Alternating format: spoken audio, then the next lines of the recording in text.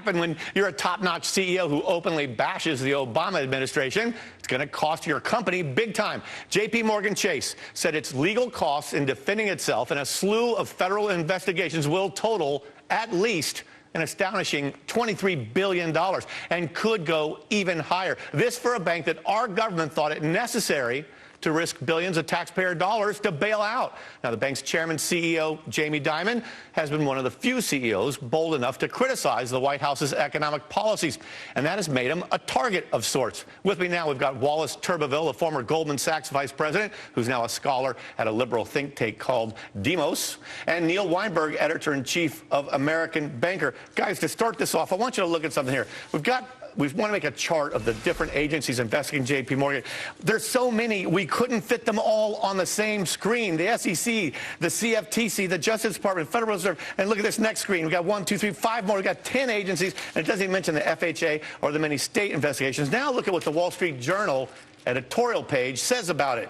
Quote, Washington is looting J.P. Morgan and may yet string up Jamie Dimon as a lesson in what will happen to any banker who dares to disagree with his Washington bosses. Guys, good storytelling needs conflict, so let's start with a lot of conflict from Wallace Turbeville. What do you think of that point of view? What do you think of the idea that this is really at some point a witch hunt? Thanks for having me on. I would actually have a completely opposite view, as you might have guessed going into this. I actually think that the whole criticism and the fact that Jamie Dimon has been so out front in the resistance to reform of Wall Street has really caused him to create a whole sense of defiance against regulators, and that's really what's happened. If you look at the reports that were done on the London whale case, it's very clear that Dimon has created a corporate culture where regulations are not to be followed by the letter and the spirit of the law, but to be avoided. And I think that's really what's gone on and why they've gotten such. And by the way, you left. I didn't see the chart exactly, but there are several countries, other countries investigating J.P. Morgan as well. Yeah, pile on, guys. I don't think he criticized the Chinese leadership. And yet, Neil Weinberg, you know. So J.P. Morgan takes its own money, and it's got the London whale, and it loses $6 billion, which is a pretty good lesson about risk. And yet the government comes in on top of that and fines them almost $1 billion more. Why fine a bank for losing its own money? What is that? Obviously, it shouldn't be illegal, or you shouldn't be fined for losing money or for taking risk. They were. But in this case, what the government is saying is that Jamie Dimon or his bank was not being honest with the government. I can also tell you, I think this is, you asked if this is a witch hunt, Dennis. I think this is half a witch hunt. I think clearly there are some people who don't like the fact that Jamie Dimon's been speaking up. But we've also been looking at American Banker at some of the things that the government is going after. We were there in some cases first. And I think that there's some fire where the smoke is coming from. Example, they were trying to collect from people who are delinquent on their credit cards. They did not have the records to go after these people. It was extremely dubious behavior to either sell this to collections agencies or have their entire whole infrastructure of lawyers around the country suing people when they didn't have the goods on them. They have since shut that down, and they're in trouble. That's one of the investigations going on with the OCC. Yet, Wallace, yes, sir. In the entire meltdown, J.P. Morgan was one of the good guys. They didn't trade in synthetic CDOs that fed that meltdown. They agreed when the government said, will you please buy Bear Stearns, and was it WAMU, because they're going to go bankrupt without you. And then 70% of the offenses in one particular investigation is all the companies because we bought them, you asked us to. Why are we picking on J.P. Morgan more than Citi, which screwed up horribly? If you go back and listen to what was said by the management, J.P. Dimon and others, Jamie Dimon and others at J.P. Morgan at the time Bear Stearns was acquired, they were giddy about that transaction. And in fact, they've made a fortune. They make a fortune on it. They bought Bear Stearns for roughly the value of its property on Park Avenue. No, but what about my point that these were guys who did something right, and yet we are singling them out, and we're about to destroy them? Well, we're far from. J.P. Morgan is traded up today. They actually are profitable, more profitable than Wall Street expected, but for the legal costs, they're in no danger of going down.